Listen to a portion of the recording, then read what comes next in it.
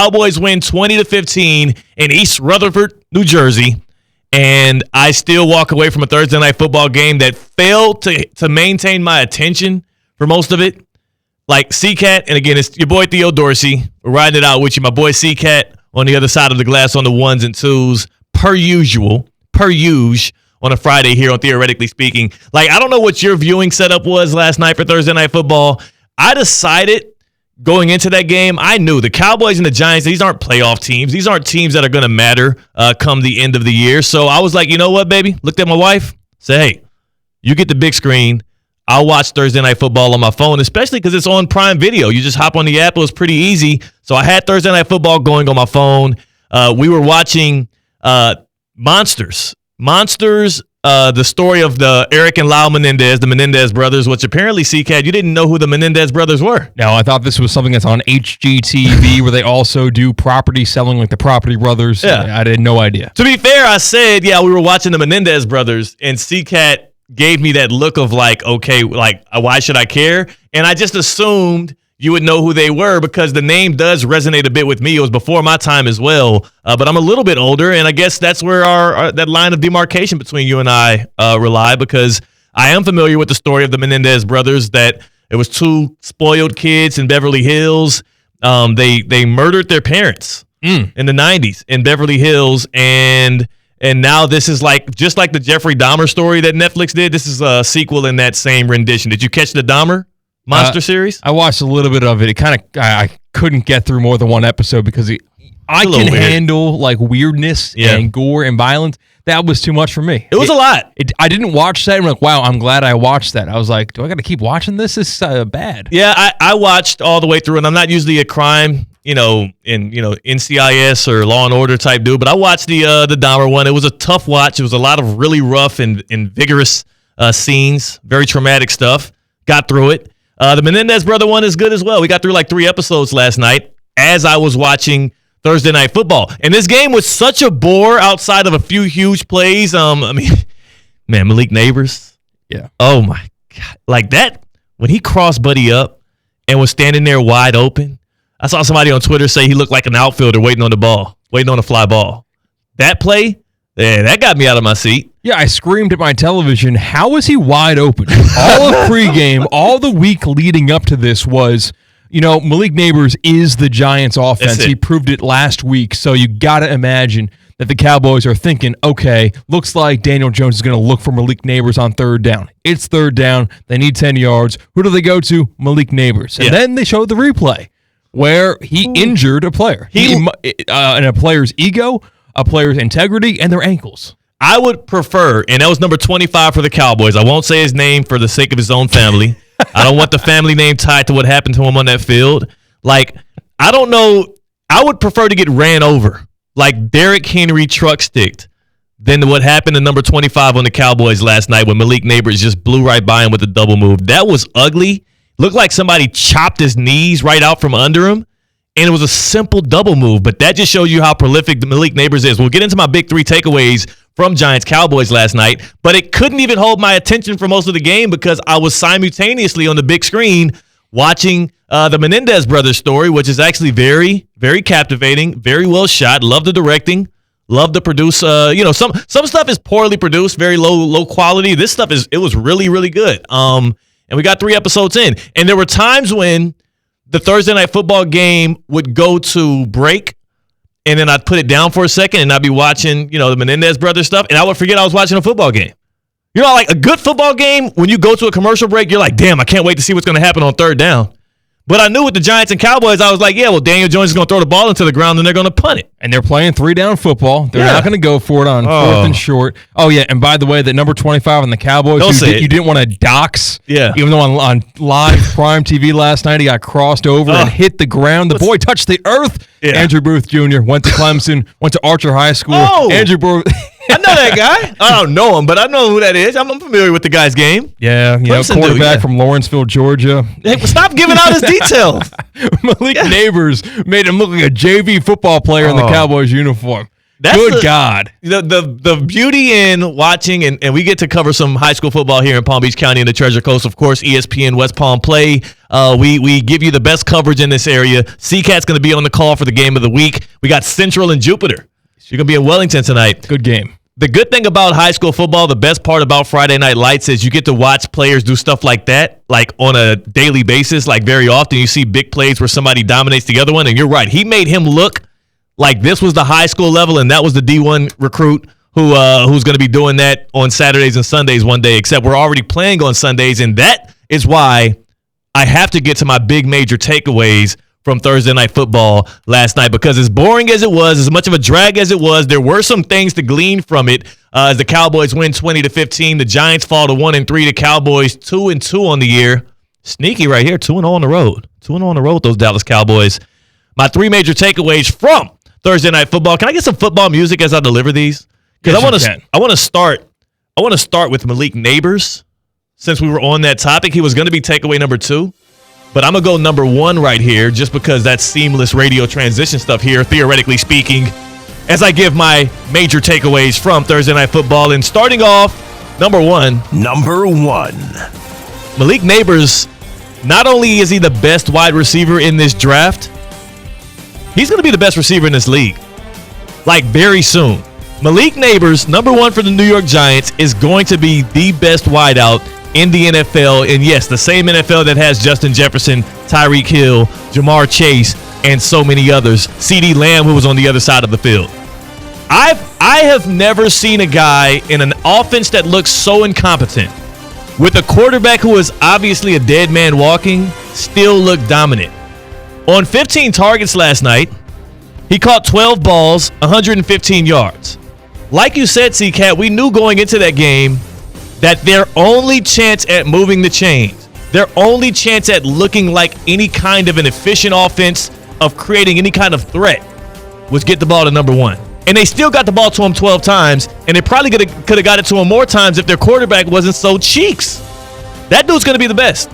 Is that crazy? Is that too much of an overreach, especially given that we're only 4 games into this dude's career? He's just getting revved up.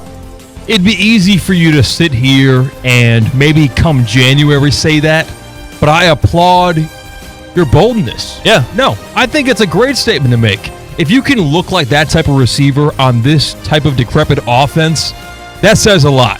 Listen, Jamar Chase and Joe Burrow lit it up his rookie year. Yeah. But there were other options on the Bengals, and that quarterback, Joe Burrow, as much as we poke fun of him in this year, 2024, he is a lot better of a quarterback than Daniel Jones. Same thing with Justin Jefferson. Jefferson had a much better quarterback in Kirk Cousins, and a couple other good targets in Minnesota when he popped on the scene. Malik Nabers, he's next up. Let me give his stats right here. Through 4 games, Malik Nabers has 35 catches, 386 yards, and 3 touchdowns. That's incomparable already. What's even more impressive about Malik Nabers so far, he has 3 games already where he has 10 catches and over 100 yards receiving. 3 games. 3 of his 4 games, he's had 10 catches and 100 yards receiving. That's X stuff.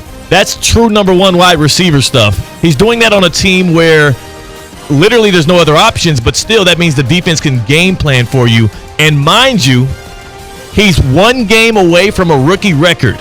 If he has 1 more game with 10 catches and 100 yards, well, we would assume he will. He did go out with a concussion.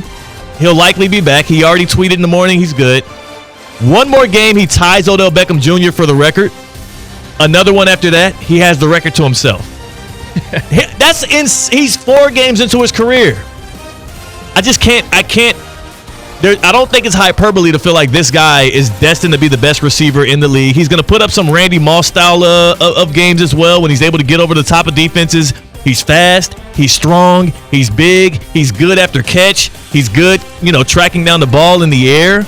I don't really see where the flaw could potentially be in this game. And if you want to say he can't run a route, ask number 25. Like, he know good and well how good of a damn route runner Malik Nabers is. Yeah. I don't see the flaw, man, other than his own offense. Number 2. Takeaway from Thursday Night Football, Cowboys 20-15 win over the New York Giants. It's the other side of the coin on that. There's nothing Daniel Jones can do now to save his career. He's done. His career. Not his career with the Giants. No. His career. Daniel Jones is a dead man walking in the NFL right now. And I feel comfortable saying that because not only has he gotten every single shot to prove himself in the number one media market, he's doing so not with the Jets, not with the Panthers, but with a organization that we consider to be at least a competent organization in the Giants. He's doing so with Brian Daboll, who we believe to be a really good offensive play caller. Yes, was he a little conservative last night? Was he nervous? Was he scared? Yeah, he was. Well, that's because he has his ship tied to Daniel Jones. If Daniel Jones even has a solid season, if he even has an above average season, if he's able to turn things around here, who do you think gets the credit for that? Daboll. It's either Daboll or Malik Nabers. It's not going to be DJ. Because we know he's going to, if there's going to be anything that good comes out of this offense this year, it's going to come with 200-plus targets to Malik Nabers. So you think that the next time that we see Daniel Jones, Amazon Prime together, it won't be on the football field on a Thursday night in 2025. It will be Daniel Jones in a blue vest dropping off a head massager to you next year. Yes, head massager, as well as an 8-pack of AA batteries and some toilet paper. Keep that on go. 2 times a month, Amazon Prime. I think that's his. Well, and I have nothing against Daniel Jones. I can say this because he already got his bag. He already got his bag. 4 years, $160 million. The Giants paid him too early. They were wrong in doing so. Now they are suffering from it.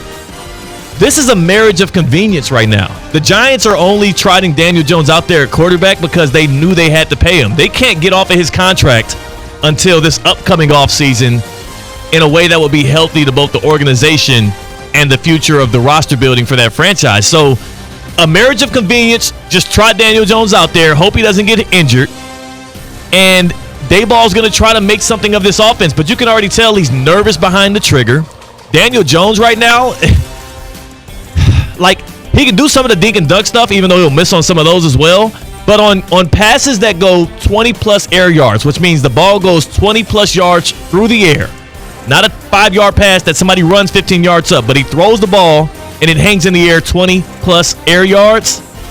He's 2 for 14 so far this year. That's big boy quarterback. Yeah. That's a quarterback who is doing most of the heavy lifting on the throw. That's like, I'm serious about this right now. Like, my offense is relying on me to move the sticks. I have a level of importance. You know what that is? That's quarterback that's getting paid $160 million over 4 years. You got to be able to connect on those. 2 for 14, 67 yards, and an interception so far through 4 games. It's a marriage of convenience. Daniel Jones is a dead man walking, and who the hell is going to take a risk on that guy who's both injury-prone, a turnover machine, and couldn't get things done with a true number 1 wide receiver in Malik Nabers, and someone who has proven himself to be a good play caller and a schemer in Brian Daboll. There's no reason why any team would take a chance on Daniel Jones other than to be a backup somewhere. And even that doesn't feel like a promising thing, because what is worse than not having your starting quarterback out there, knowing you got to turn around and put 8 out there? I used to feel bad for Daniel Jones because I believed that he was overdrafted. And he was. Yeah, he was. But after a couple of years, you're just another veteran quarterback. Okay, that reputation, the hopes that people had for you, that organization had for you in a massive media market like New York, okay, it's hard to not live up to those hopes in your first couple of years. But this isn't your first couple of years anymore. You're getting paid that number of dollars for a reason. It's time to be that guy. He's had more than enough shots at this point. And for Daniel Jones, I just don't see the route out of this, because even if things do turn around, he will not get the credit for it because we have a big enough sample size of who he is. This is not Sam Darnold. This is not Geno Smith. This is not Baker Mayfield. Daniel Jones has had his opportunities with a competent organization, and he has failed. But at least he got his bag on the way out the door, and I hope he delivers my bags with Amazon Prime or DoorDash or whoever on time, because I like my stuff on time. I pay extra for that. Number 3 takeaway from Thursday Night Football. Number 3. Cowboys aren't a playoff team. I hate to end on a negative note again on a Friday, on a feel-good Friday here on Theoretically Speaking. I'm usually optimistic. I like to spread joy, spread love, and good energy. But I also don't want to get your hopes up. If you are a Dallas Cowboys fan or somebody that might have maybe bet on the Cowboys to win the division or to make the playoffs in general, You can go ahead and cut ties with that bread. You can go ahead and cut ties with those hopes. That's not a playoff team. It's absolutely not. They look like they were in the same weight class as the New York Giants. It was not supposed to look like a fair fight last night on Thursday Night Football between the Giants team, who is in the cellar of the NFC, who is literally they're wasting a season of football on Daniel Jones right now. And the Cowboys are supposed to be a squad that re-upped on their quarterback, re-upped on their number one weapon in CeeDee Lamb. I hope Micah Parsons' ankle is okay, but you got one of the top defenders in the league right now. And Mike McCarthy, who has led you to not one, not two, but 3 straight 12-win seasons. You were supposed to beat the dog hell out of the Giants last night on primetime television, and you struggled. You limped through that game. You scored 20 points. And don't give me any crap about this being a divisional game, so you can't, it's a divisional game on the road. I watched this same Giants team play that same Cowboys team twice last year. And the Cowboys dog-walked them both times, like they should have. Nothing has changed. The Giants lost Saquon Barkley. Sure, they gained Malik Nabers, but that didn't stop you from scoring 20 points. They lost the safety as well to the Packers. Forget his name. Doesn't matter right now. He wasn't there, and the Giants held the Cowboys to 20 points. Look at this. 6 points in the second half from that Cowboys offense. It was pitiful. Run the dang ball. Learn to run the dang ball. Can't. That's what I'm trying to get at here. The Cowboys, they can't run the ball. Their identity used to be best offensive line in football. Ooh. It used to be that way. It used to be run the rock with Zeke. Run the rock with Tony Pollard. And they have not been able to do it. Yeah. And not only have they not been able to do it, they can't stop the run on the other side. If you can't run the ball or stop the run, you have zero shot to win, not just in today's NFL, but really anytime. There was a little glimpse, right? There was a little blimp where people thought, you could just win by airing the ball out around all the time. That's gone away. That's the fundamentals of football. Yeah. You see Devin Motor Singletary, no gloves, no armbands, no tape, no nothing, just absolutely raw dog in the game last night. I love that. I love it too. The one thing I will say to Motor, we love him, local guy, American Heritage Stairway, FAU alum, all that. My boy, you have never been a speed guy. What the hell was he thinking when he bounced it outside, saw he had nowhere to go to the right, and he tried to turn around and run it back towards the left? Couldn't outrun a D tackle? What the hell was Devin Motor Singletary? You couldn't even do that crap in high school. I just am like, he ran like a 4.7, and he thought he was going to turn around and reverse the field like he was Reggie Bush. As soon as he turned around and started running the other way, I was like, man, just fall down. Mm-hmm. That was embarrassing. That was absolutely embarrassing. That's takeaway number 4 is Motor, what the hell has gotten into you? You are not Saquon Barkley. I think he's wearing the Saquon's number, right? That feels wrong, but he is. It's disrespectful. It is a little. Give it a year or two, and Saquon didn't deliver that city really any wins, but he was definitely a diamond in the rough that was that Giants organization. But it feels weird turning on a Giants game and seeing a 26 and not be Saquon. And I get it. That's Motor's number. Yeah, it's Motor's number. So respect to my boy, but come on, bro. You can't be rocking the 26 in the Giants uniform, trying to reverse the field and running that damn slow. It looked like he was running through the mud, running on the beach.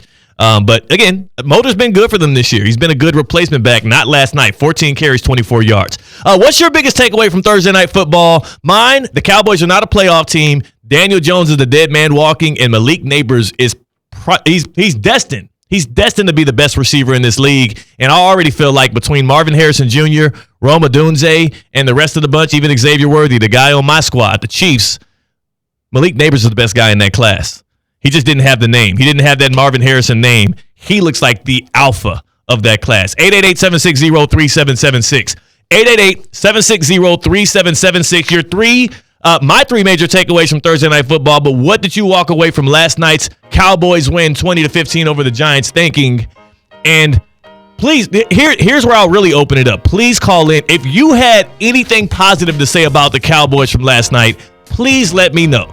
Because C-Cat and I were talking before the show here. We were like, was there anything the Cowboys showed you or did last night that made you think, well, never mind. I think they might have something cooking this year. We couldn't figure it out. It ain't there, outside of the fact that they snuck away with the win. 888-760-3776. Hit us up on the Baptist Health Hotline on a Friday. Are you experiencing foot and ankle pain and need to see an expert in the field? Baptist Health Orthopedic Care is a team of foot and ankle, orthopedic surgeons and specialists who are regarded as leaders in their specialty. Visit baptisthealth.net/ortho to learn more today. Baptist Health Orthopedic Care combines its resources of experienced physicians and leading-edge treatments and technology to provide advanced orthopedic, foot and ankle, joint replacement, spine, and sports medicine care. Visit baptisthealth.net/ortho for more information today. Baptist Health Orthopedic Care has offices conveniently located in Palm Beach County through the Florida Keys. Learn more by visiting baptisthealth.net/ortho. CCAT, last night I felt like an irresponsible big cousin. I felt like a deadbeat. I felt like a terrible dude because as the Hurricane Helene was approaching, and of course it hit more of the Gulf Coast, it hit more of the west side of Florida, not over here in South Florida where we're at right now. We just got some residual storms. I got a text from a family member, one of my little cousins, Alicia, and the text was like, "Hey, just hoping that you and your wife are okay here through the storms, praying for safety, hoping everything is good. I know it's not hitting us as much down here in South Florida, but just making sure y'all are all good." And I was like, dang. Because my cousin just moved down here about a year ago. She lives in the Fort Lauderdale area, so she's in the South Florida area as well. She's my little cuz. She actually has a baby now, a newborn, like 6-7 months old. And I kind of felt bad because I was like, damn, was I supposed to like shoot that text to her? Right. Yeah. Like the onus was supposed to be on me to do that. Yeah, I'm with you, though. I never think about that stuff. There could be a tornado that rips through my childhood home, and I'll forget to ask my family if they're okay. So, like, I'm on your side here in terms of I never reach out. I got to get better at that's part of maturing. That's part of being an adult. I do have to get better at that because it made me feel almost sick to my stomach. Like I told my wife Ashley, I was like, "Yo, like what do I do here? Did I screw up?" She's like, "Oh, it's not that bad. At least the hurricane wasn't. We weren't in like the impact zone." Yeah. So you know what I did? What's that? Then I thought about everybody I knew over there in like Tampa and whatnot. I shot them a text. Gotcha. I grew. Conscience. I grew from that moment. I learned, and it worked out for me. I reconnected with a couple buddies. I said, "Hey man, hope y'all safe up there. Y'all stay strong." And it looks like we had some minimal damage. It looks like we survived that thing. How did you watch Thursday Night Football last night? I watched Thursday Night Football on my couch with some takeout Chili's, just kind of pigged out on a burger, and I almost fell asleep in the third quarter, and then I did fall asleep in the fourth quarter. Yeah. Like, it was really just melatonin for the eyes was Thursday Night Football for me. It's rough. And I couldn't help but think about how much of a coward Brian Daboll is, head coach of the New York Giants. 4th and goal from the 3. You're a big underdog in the game. No, we're going to kick the field goal to still trail in the football game. Like, this team frustrates me nothing to lose either. To no end. I root for the Giants. I like the Giants. They're my second favorite team. Really? I want the Giants to succeed, especially when Saquon was there because he's a Penn Stater. I root for the Giants because I have a lot of Giants fans in my life, and I want them to be happy. And that was your first love, right? Before you went to the Ravens as a kid. Grew up in New York, so I just picked the first team that was available in our broadcast area. So on Fox, I'd watch the Giants every time they came on. But the regime they have there in New York frustrates me to no end. They just give up. Yeah. They don't fight. It's frustrating. Last night did feel like it was like as if they were settling for 3 and not going for it on 4th down, almost as if they were like the better team and they expected to just be able to get the stop on the other side and get the ball back. Whereas like, no, you're the team with nothing to lose. You're the team that should be trying to look for any kind of competitive advantage, which includes squeezing out any kind of modicum of an advantage on a 4th down conversion. You do have a dual threat quarterback in Daniel Jones. That creates certain advantages in the run game. I know the offensive line wasn't blocking well all night. You had Malik Nabers, who was literally shaking dudes to their knees, had dudes touching ground, early in the first quarter. Maybe you give him a man beater or something on a 3rd down or a 4th down. Daboll's a much smarter football mind than I am, but he's clearly either not confident in his own quarterback, which we do have some sound on him talking about Daniel Jones. We'll get to that. Or maybe he's just waiting out this season. Maybe he's just trying to, you know what it might be, C-Cat? We all know Daniel Jones is the problem. Brian Daboll is trying to do everything in his own possibility to just retain his job, to not look like the problem as well. If he goes for it on 4th down a bunch of times and they lose and miss it, They're like, yo, that was a terrible decision. But I feel like if you don't get it, the blame will be looked at as a misplay from Daniel Jones as long as you put the ball in his hands. I think here's the problem, though. I think Daniel Jones is so bad right now that he can make a good play call look like a bad decision. You know what I'm saying? Because, there's sometimes we criticize the play call, and then it's like, well, actually, this dude missed an assignment. Or this dude he made a poor read. Remember last year in the college football playoff, Alabama, Michigan, where there was the Jalen Milroe, the fourth down or second. I forgot what kind of conversion it was. It sealed the game, I believe, in overtime. Was it a 2-point conversion or was it a fourth down? I can't remember. It was a fourth down, trying to score a touchdown to match Michigan. It was like you had to get it. Yes. And the play call was a Milroe read option.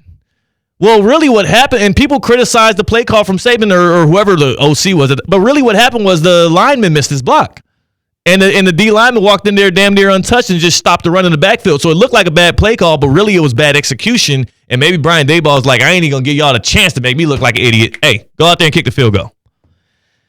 Thursday Night Football, Cowboys win it 20-15. What's your biggest takeaway? And does anybody have anything positive to say about the Dallas Cowboys, who now improved to 2-2? We go to the phone lines here on Theoretically Speaking on a Friday, the Baptist Health Hotline, and we have Joe in Jupiter. Joe, it's a victory Friday for you and your Cowboys today. Is there anything positive you gleaned from that win last night? Not at all. Nope. I call into the show for therapy, and you try to keep me from walking off the ledge. Yes. I'm a couple inches closer. No! I'm so sick of seeing Mike McCarthy hold that Denny's menu thing in front of his face like he's doing something. How many penalties can we have in one game and still win the game? I mean, have you seen our next 4 games? We're going to be 2-6 by Thanksgiving, I think. I hope not. I was just about to give that. Here, how about this, Joe? I'm going to go through the next 6 games for you. You tell me which one you feel. Give me a confidence level 1 to 5 on each of them. So next game is at the Steelers. You have at the Steelers on October 6th. Done. Nope. Okay. You have the Lions at home after that. Forget it. The 49ers, you get a bye week. You get a bye week, and then you get the 49ers on the road. That don't matter. That just gives us more time to think about bad plays. Forget it. Nope. You're not going to win the bye? Everyone's going to win the bye. You're going to win the bye, and then you go, okay, how about this? November 3rd. We'll win the bye, but yes, okay. Yeah, November 3rd at the Falcons following the 49ers game. Well, we'll see how they do. Right now, that's the one. No, but we'll see how they do. That's the one where you have a shot. We might not win it. We might not win again until Thanksgiving. I think we play the Giants. I was just about to say. That looks like the next winnable game there, Joe, and then you have the Eagles and the Texans at home the next 2. Joe, I appreciate you for even though you got a couple steps closer to the ledge, you still have not taken that leap, and we thank you for that. Stay with us, Joe. It's going to be a long football season for you, though. Thanks for the call. We're going to go to break. On the other side, we got our guy, Jonathan Zaslow, going to join us. He is going on a bit of a road trip.